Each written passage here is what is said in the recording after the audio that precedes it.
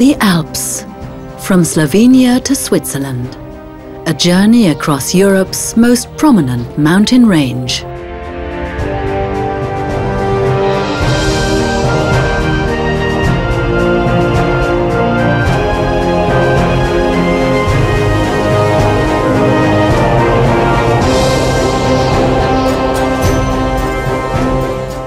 Mighty summits, knife-edge ridges. Around the Zugspitze, many challenges await. It's a region where people brave the elements, and ancient traditions live on. Ostallgäu is full of mystery that scientists seek to unveil. Here, König Ludwig II created the place for his dreams, while others search for them in the clouds. The journey follows in the footsteps of King Ludwig, beginning near Mittenwald and leading to the Zugspitze region and Werdenfels-Land in Upper Bavaria.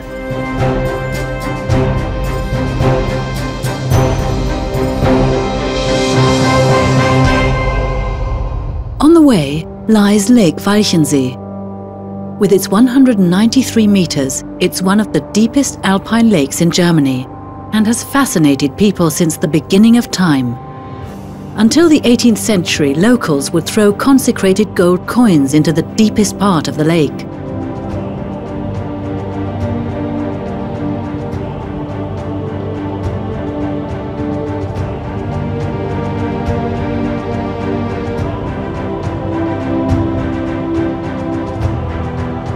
"200 meters below lies another lake. The power station uses the gradient between the two ponds and, since 1924, has converted the power of the water into electricity.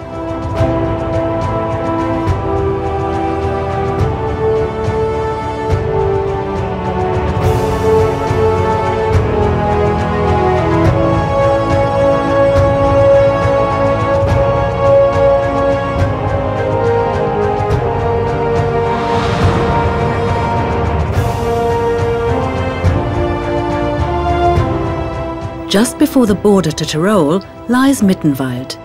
Tourists come here for its idyllic scenery.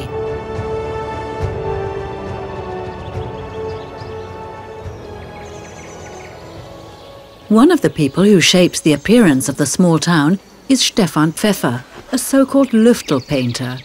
Lüftel painting is the elaborate decoration of the exterior walls.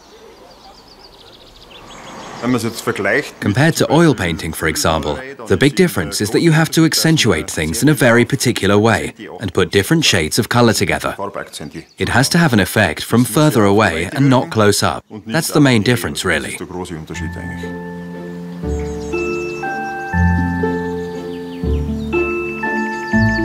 Stefan learnt the art from his father, one of the most famous Lüftel painters. Only few people remain who master the craft. As many other things in town, Lüftel painting has a long tradition. For over 200 years, people have had their houses adorned with painting and decorations. Many people believed that having pictures of saints would make patrons watch over the house and the people who lived in it. They saw the paintings as a sort of an insurance for their property.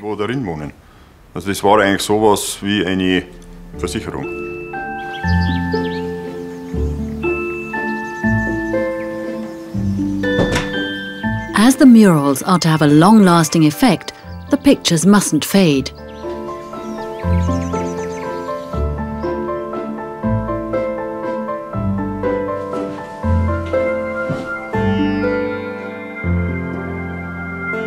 It's pure pigment, like the color you get out of the earth or from stones. They are very resistant to light. The sun can shine on it as much as it likes, but still the paints last for decades.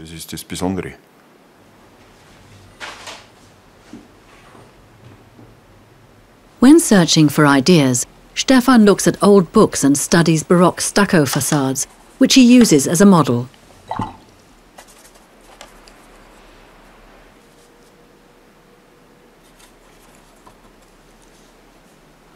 The expression Lüftel painting dates back to the 18th century and is derived from the name of one of the painted buildings.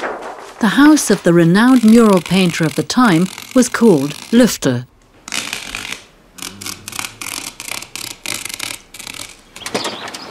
Spatial awareness, modelling, painting, a range of talents and the tricks his father passed on to him helped Stefan carry out his designs.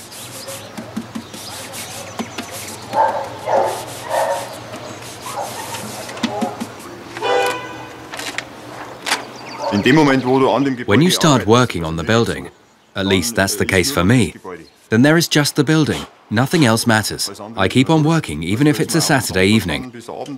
All that matters is the building, and I really become attuned to the building. Sometimes I still change the models when working on site. The paintings give the illusion of depth. On this building, the house number is to be particularly emphasized.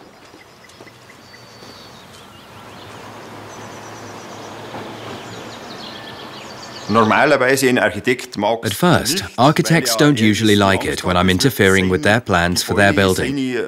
They're scared their drawings and blueprints will be changed by what I'm doing, but in the end, they're always happy.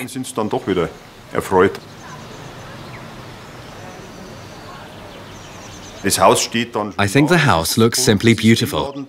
It's colorful and welcoming. The colors don't only attract the wasps and bees when you're painting, but people who walk past also comment, "Oh, that's pretty. What colors?" It all works through the colors.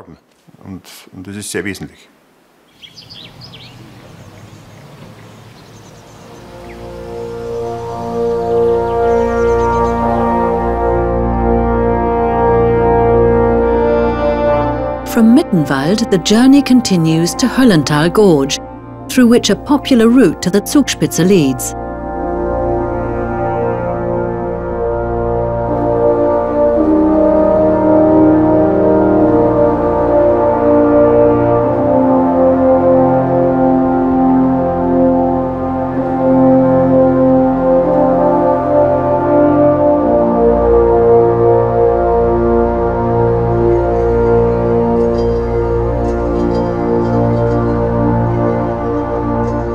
White mountain sheep.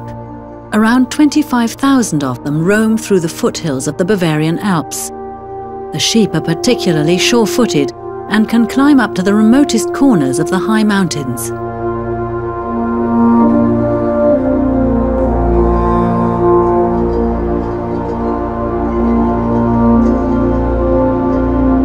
Höllental Gorge is a wild canyon that was made accessible to mountaineers 100 years ago. The paths and bridges would be completely destroyed in winter. That's why every autumn they're taken down and set up again in spring.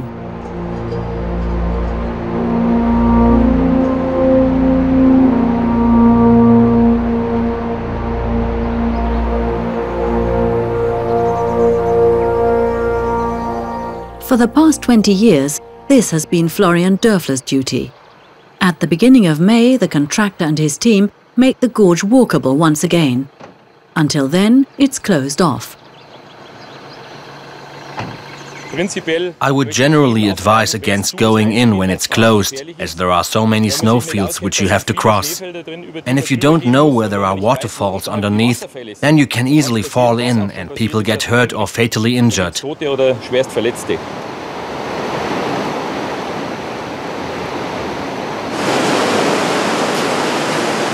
You either love or hate the gorge. It's loud, it's wet, but it's very special. Every day it has a different appeal, because every day the light is different. Florian and his team first clear the rubble that's been swept onto the paths over the last months by snow and meltwater.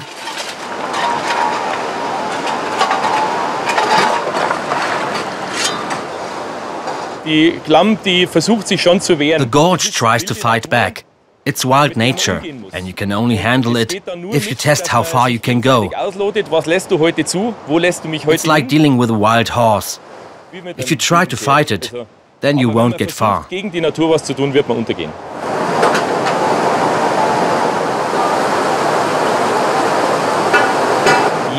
Every day is different. One day an area might be bone dry, the next a torrent has inundated the place. It's hard to keep up.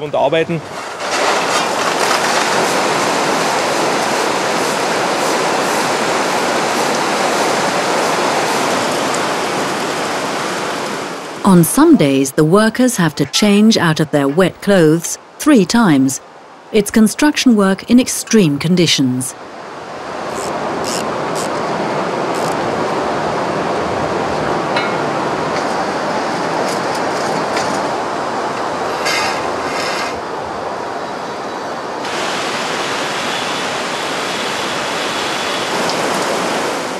Florian and his colleagues must carry all of the materials they need into the gorge, as there's no vehicle access.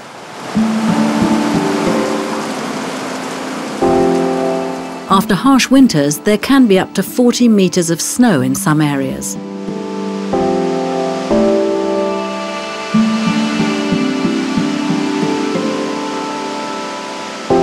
Building bridges in a gorge is dangerous enough without snow.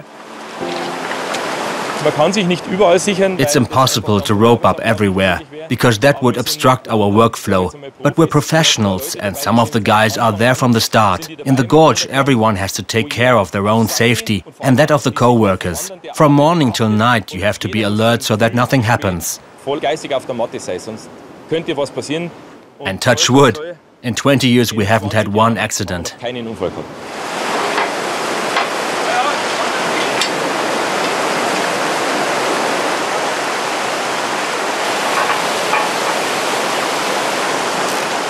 The bridge at the end of the gorge leads across the stream to the trail. This year, some of the wooden planks need to be replaced. Every spring, the team work in the gorge for about 2 weeks.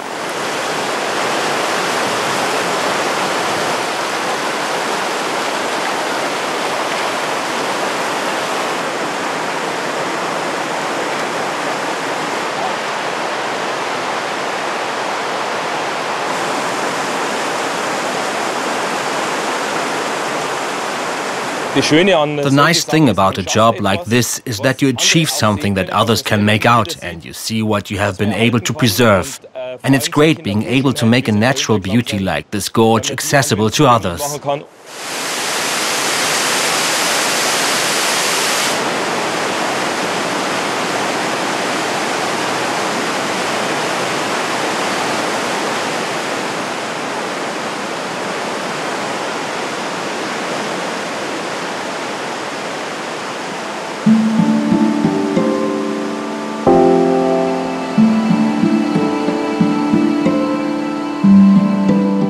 Before hikers made the gorge accessible, lead and molybdenum were mined here.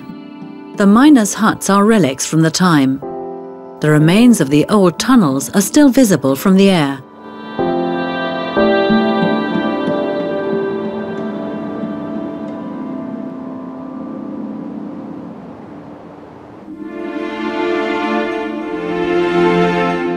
The next stop on the route is Schachen, near the Zugspitze Massiv.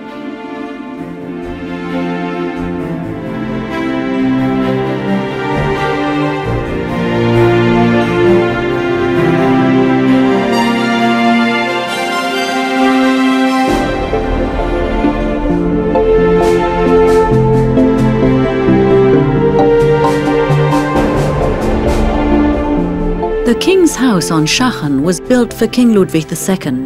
In 1901, 15 years after his death, a garden was cultivated next to it.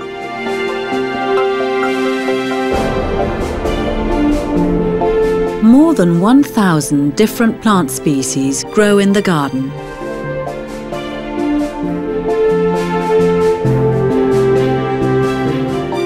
For the past 18 years, South African-born Jenny Wainwright Klein has worked here as a gardener in summer.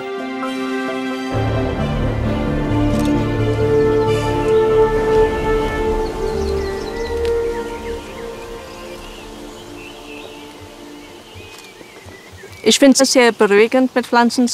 find it very relaxing working with plants, because I just get so much pleasure out of it. Because many people think, how can you spend all day out there? It's such a mindless job, just hacking your way through all the grass. But I don't think about that. but more about the plants I cultivate. I think about how they will look, how they bloom.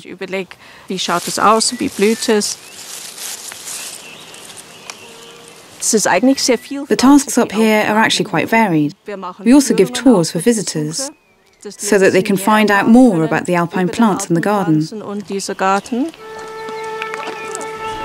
Originally, only experiments with plants from the high mountains of the world were to be done in the garden. The outstation soon drew many mountain walkers.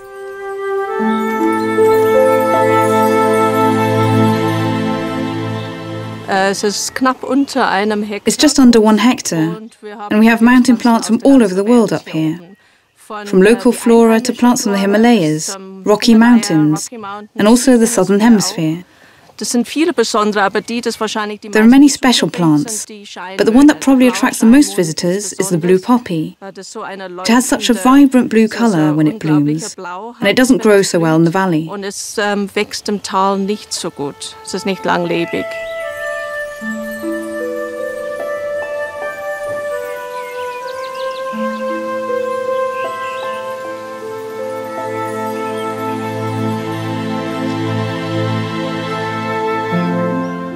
In the morning, before the garden opens for visitors, Jenny often goes to the adjacent house. In his hunting lodge, King Ludwig II enjoyed the remoteness of the mountains. He created his own retreat here.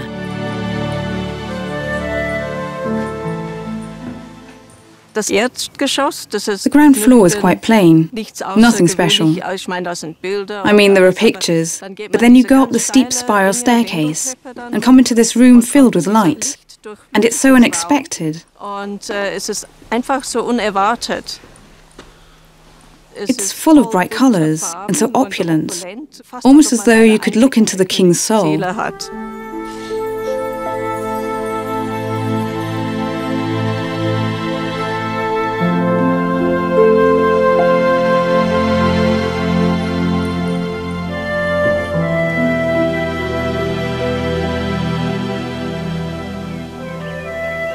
I wouldn't say that I know all of the 1,000 plants by heart, but most of them at least. I think that comes with time, if you are interested in them. Then you know which one you transplanted 6 years ago, and that you'll need to do so again in 4 years. When they blossom, then I'm happy. And when they're not healthy, I think about how to help the plant survive.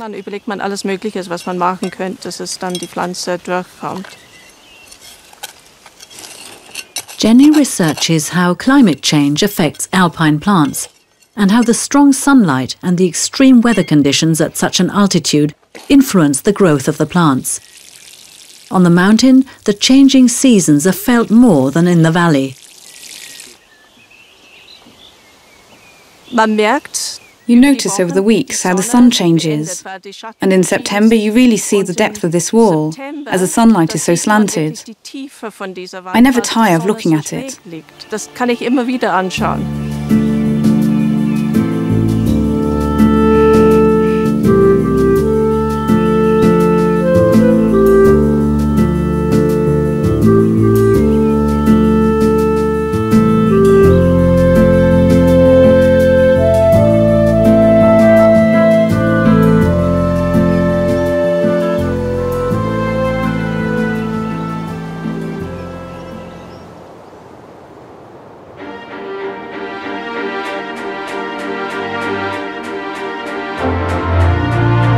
The next leg of the journey leads to Zugspitze, Germany's highest peak.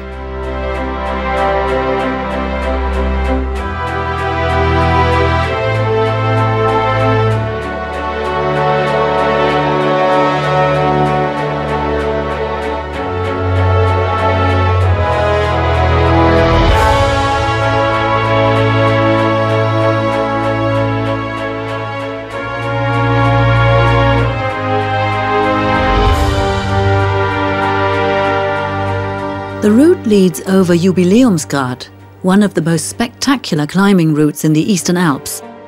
Those who attempt it must be confident climbers, otherwise the outcome can be fatal.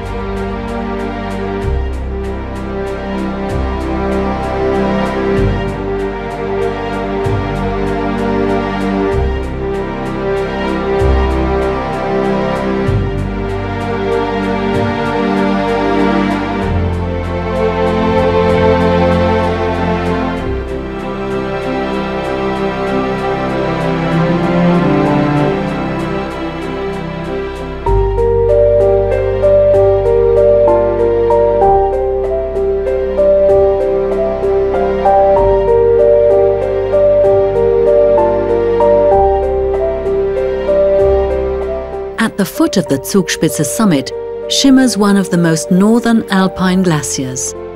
But for how long? Since 1990, it's melted 80 centimeters each year. For some time, parts of the glacier have been covered up in summer to protect it.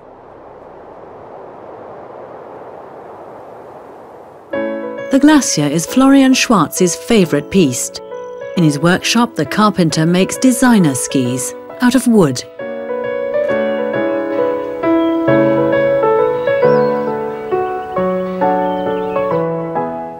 If you look at the ski, you see it's wooden. It stands out.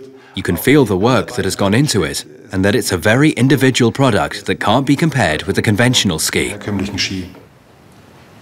Every summer, Florian makes about 40 pairs of skis. He taught himself every single step of the production.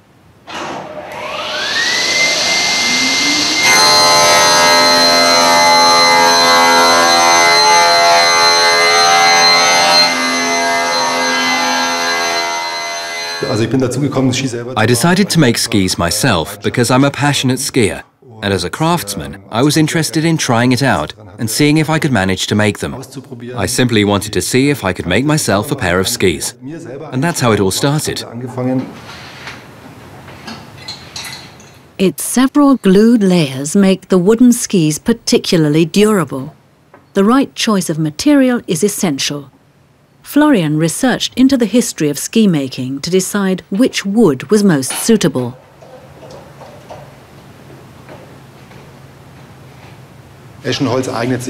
Ash tree wood is ideal, and my first pair were actually made of ash wood. It bears pressure well. It's very hard and water resistant. Those are great characteristics. It's also great because it grows locally.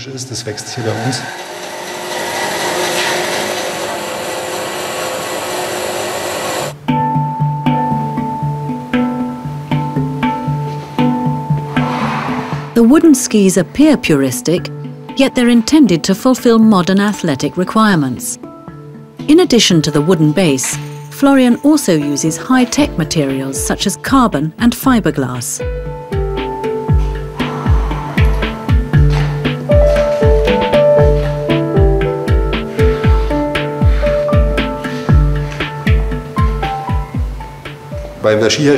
When you make skis, it is of course very challenging to get the right bend into the wood and the right tension.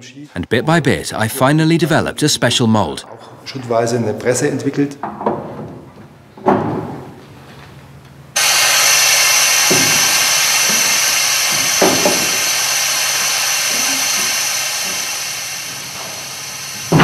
It took hundreds of trial runs before the skis made with the press could rival factory-produced products. Since 2007, Florian has been selling his skis.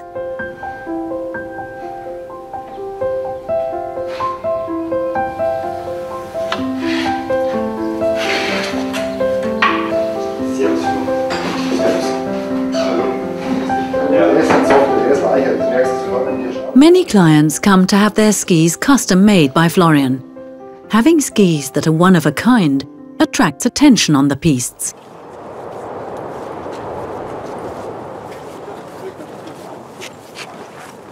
The test runs take place on Florian's local mountain, Zugspitze.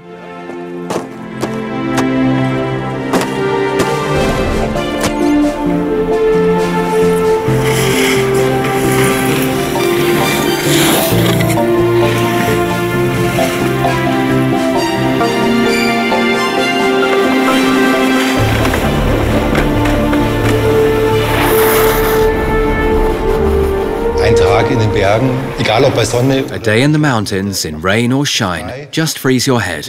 You're out there and can feel nature. That's always an experience and helps you to re-energize. You can sense the vigor coming from the mountains, and that's what skiing is all about.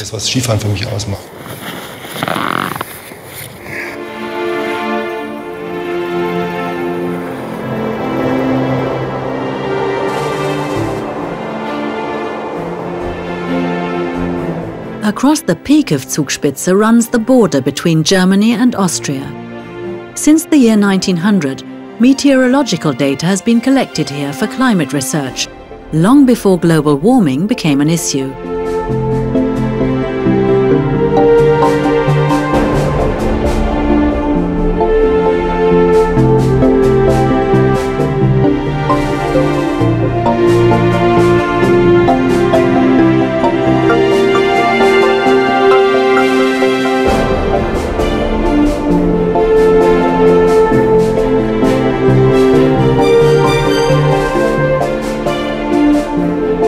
The village of Ehrwald lies on the Austrian side of Zugspitze.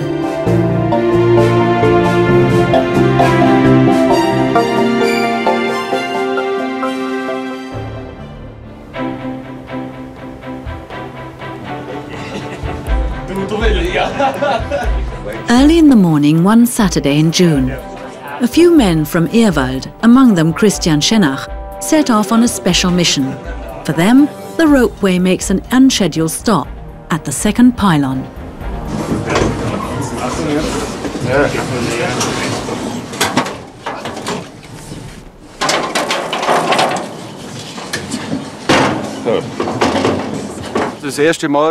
The first time it was quite bad. The doors open, and then a ramp is put across. And you climb down. You have to hold on well, otherwise you could fall. Thankfully, that has never happened.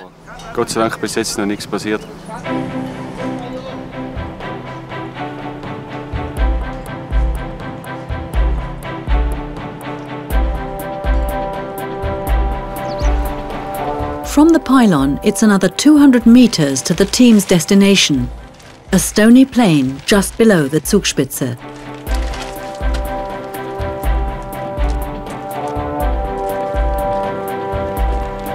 Christian Schenach and his colleagues cultivate an old alpine tradition. Every year, on the longest days of the summer, mountain fires are lit that appear as fiery images to people watching from the valley. Which pictures will be lit this year remains a secret. Not even the wives of the mountain firelighters know. It's secret. No one knows what it will be. Not even we know what the other groups are doing. Otherwise it wouldn't be a surprise. You always wonder what they will turn out as.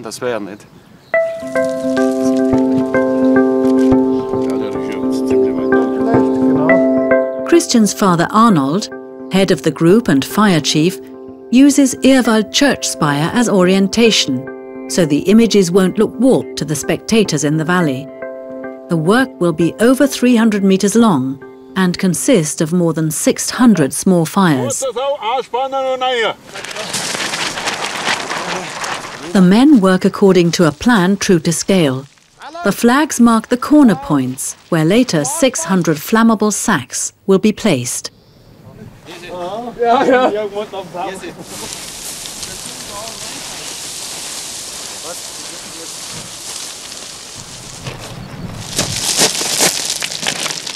The sacks are filled with sawdust and environmentally friendly rapeseed oil.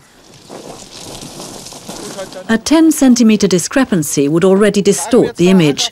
While they work, they must tread carefully.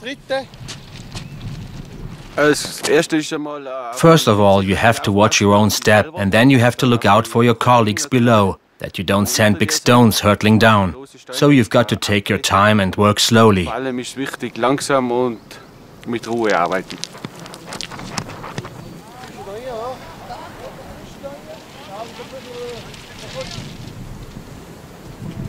It takes hours for all the sacks to lie in the right place. In a hut 30 minutes away, the men wait for darkness to fall. Sitting together here is an important part of the yearly ritual. Prost mit harmonischen Klangen, ein Prost mit harmonischen Klangen.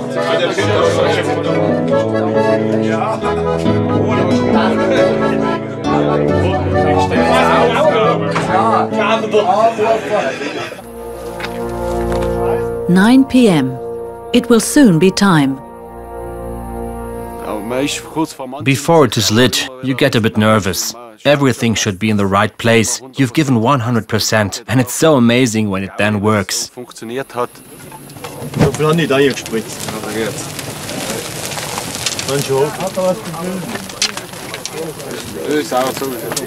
The rapeseed oil only burns for half an hour. The firelighters have to be quick, so that the whole picture is visible from the valley.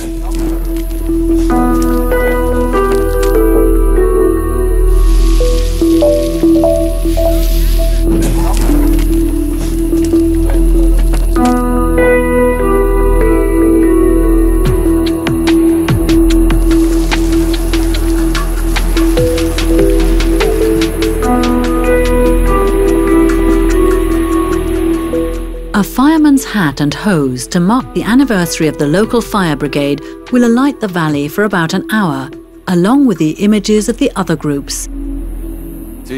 My father has been doing this for about 40 years, and I will too, as long as I can physically manage it.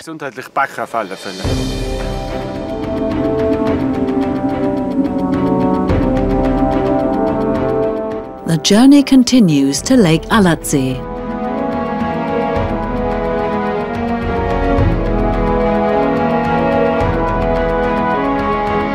Along the way is Lake Eibsee. It was created almost 4,000 years ago by a rockfall.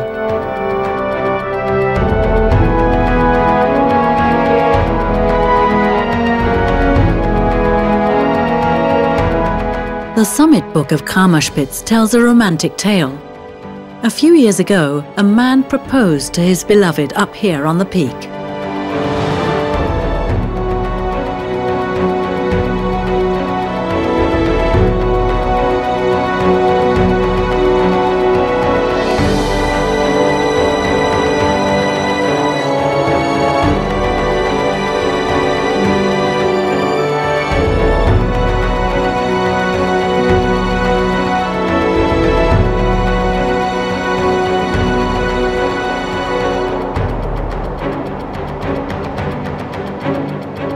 Many centuries ago, a trade route ran through the region. It connected Italy and Upper Bavaria.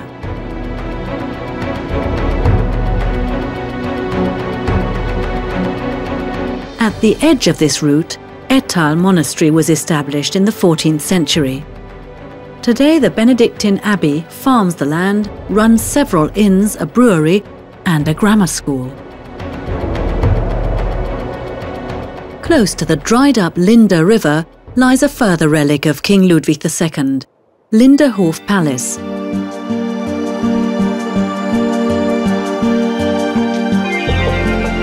The king spent most of his time in the smallest of his 3 palaces.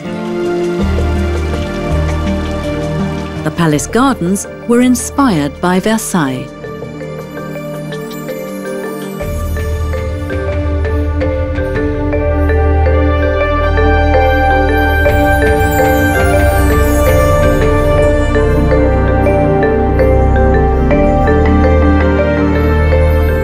A few kilometers further west, Lake Alatsee appears.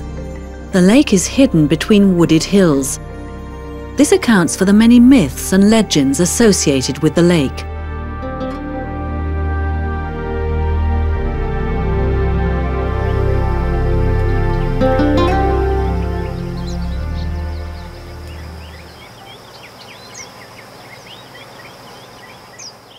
It was said that Hitler's gold was hidden here. People often went missing, and apparently large numbers of fish have died. The locals call it the Bleeding Lake, as its water regularly turns red.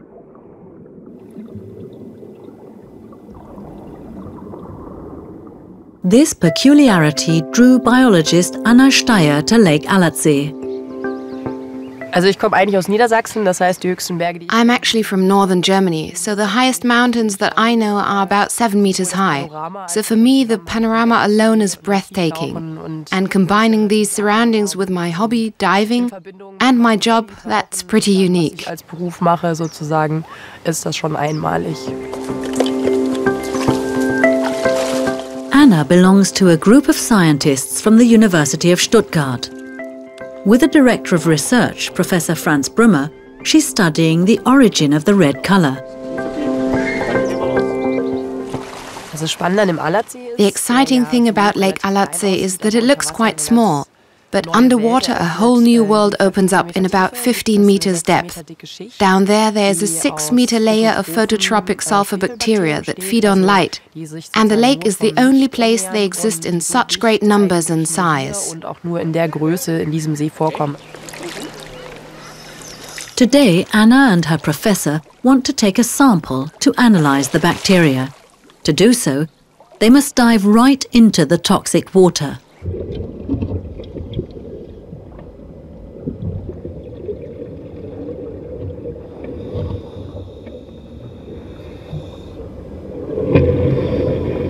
The layer contains hydrogen sulfide, but as I am wearing a wetsuit and am breathing with an oxygen mask, it isn't a problem, as long as I don't stay in there too long.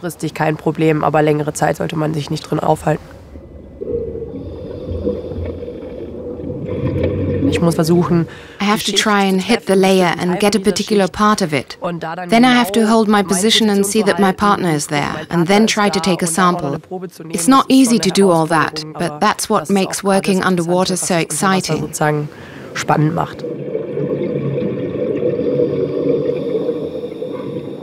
The scientists can only stay in the toxic cloud for a few minutes.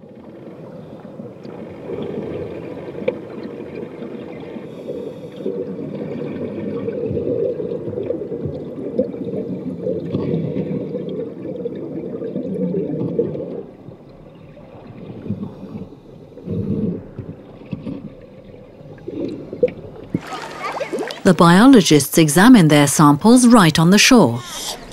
Alles okay? Yeah.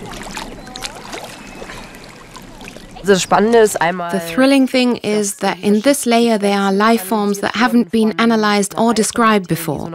Of the 20 types of bacteria, 19 are unknown. That means a whole new microbiological world. Why they have come together here in such a large number is something worth investigating. Ein spannender Punkt, der geklärt werden musste.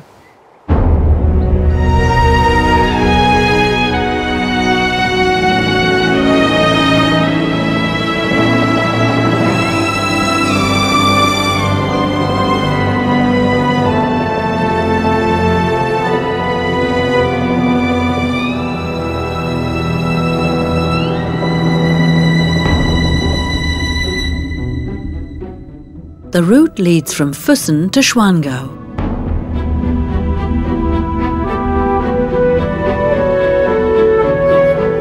Not far from Lake Alatsee lies Lake Forggensee. On its southern bank lies the highest town in Bavaria, Füssen. In the center is the High Castle, an almost completely preserved medieval castle that was the summer residence of the Prince Bishops of Augsburg. On the other side of the neighbouring mountain is the ruin of Falkenstein Castle.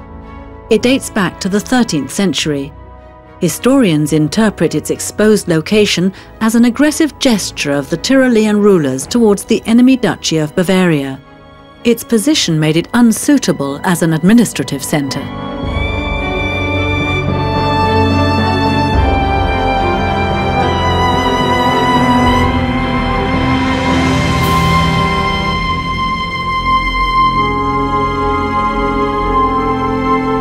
Through Upper Lechsee flows, clearly visible, the River Lech. For hundreds of years, rafters transported wood along it from the alpine forests. These days, they take things a little easier.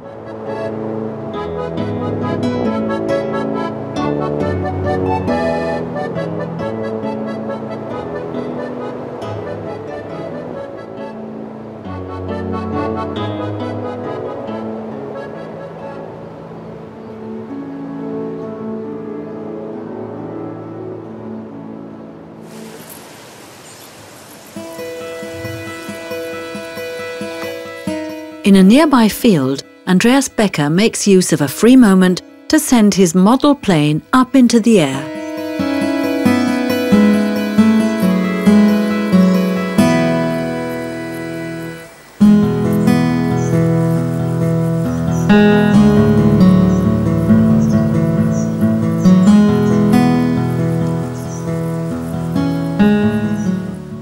For me, flying is an important part of my life. I couldn't imagine not being able to fly anymore.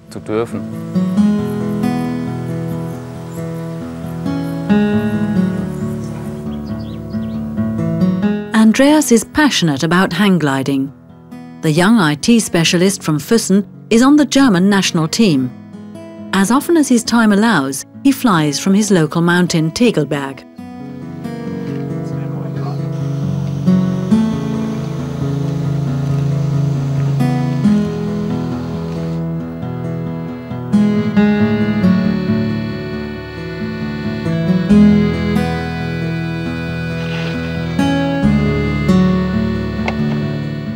Gliders of all kinds use the ramp at the edge of the Alps for their flights.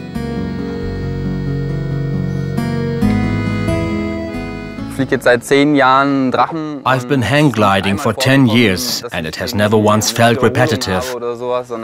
Every day is different and that's what makes it so fascinating. The weather changes and that makes every flight unique.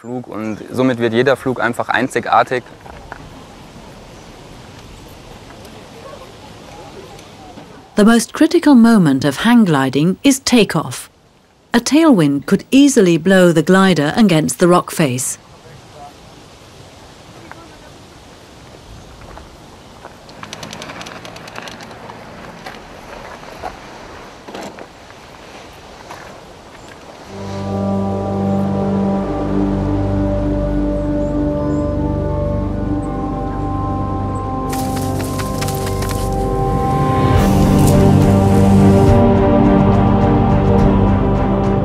He uses altimeter and GPS for orientation, but the weather conditions determine his course.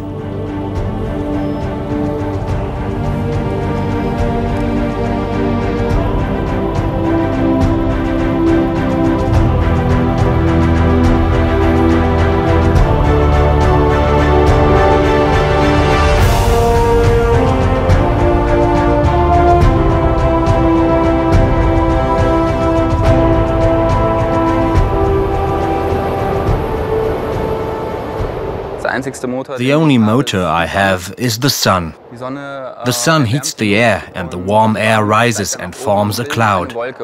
And that cloud tells me where I can find thermal lift. So I try to use this principle and go from cloud to cloud to fly through the Alps. It's just incredible.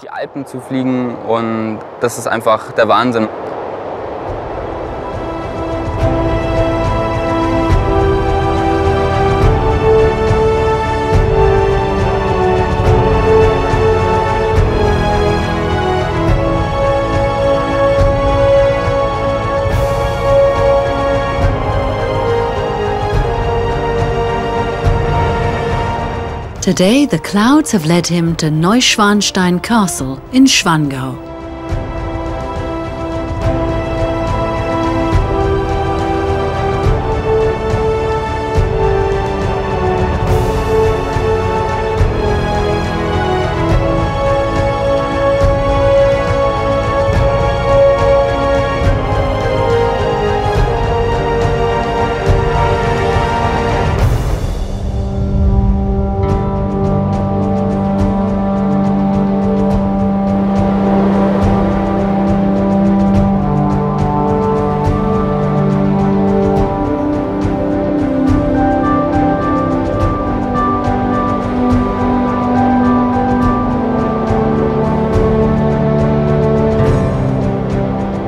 Neuschwanstein, the last stop in the footsteps of King Ludwig II.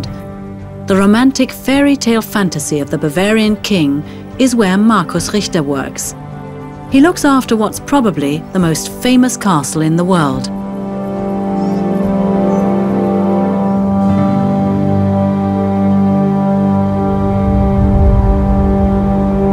My job title here at Neuschwanstein is Castellan. That's an old expression for castle master. In King Ludwig's time, it was the castle administrator.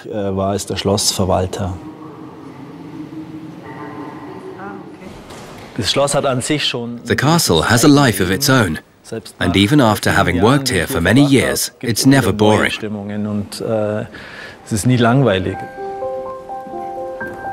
Marcus takes care of over 6,000 square meters.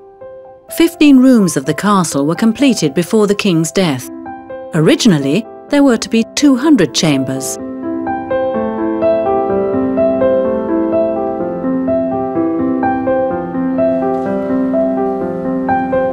I keep discovering new things, even after almost 10 years that I've been here. It's incredible, and you think, I know that. No, I don't. I'm not sure. There's such a lot of variety in the castle, the decorative elements and other details. So there's still a lot left to discover. As Ludwig didn't enjoy the company of people, he had Neuschwanstein built to withdraw from society. Every year, 1.3 million visitors from all over the world flock here. Marcus Richter was born close to the castle, but only visited it for the first time when he was 18. As a student, he gave guided tours. Ever since, the building has determined his everyday life.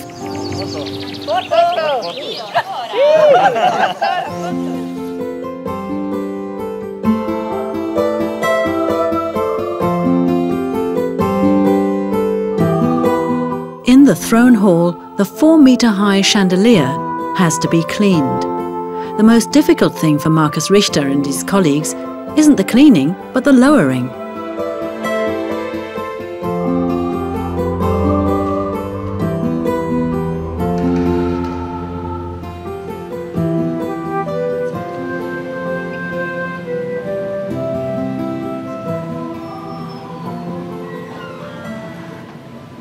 Ihr könnt das Ding dann runterlassen.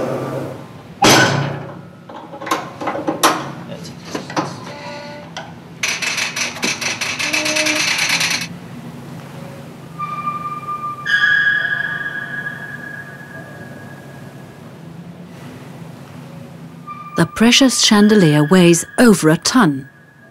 It's unthinkable what could happen if anything went wrong while it was being lowered.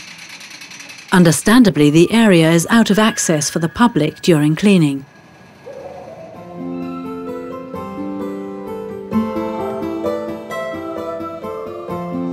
The chandelier was modelled on a Byzantine crown. King Ludwig's throne, that was to be set next to it in the hall, was never completed.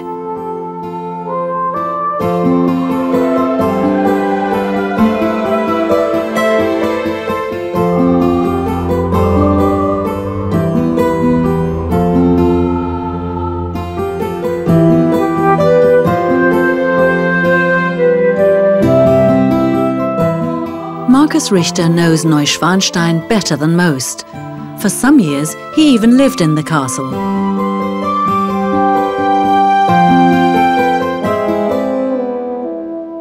It's very lonely in the evenings when hardly anyone is here. You feel quite cut off from the real world, which is what Ludwig, of course, wanted, and you can understand how it must have felt.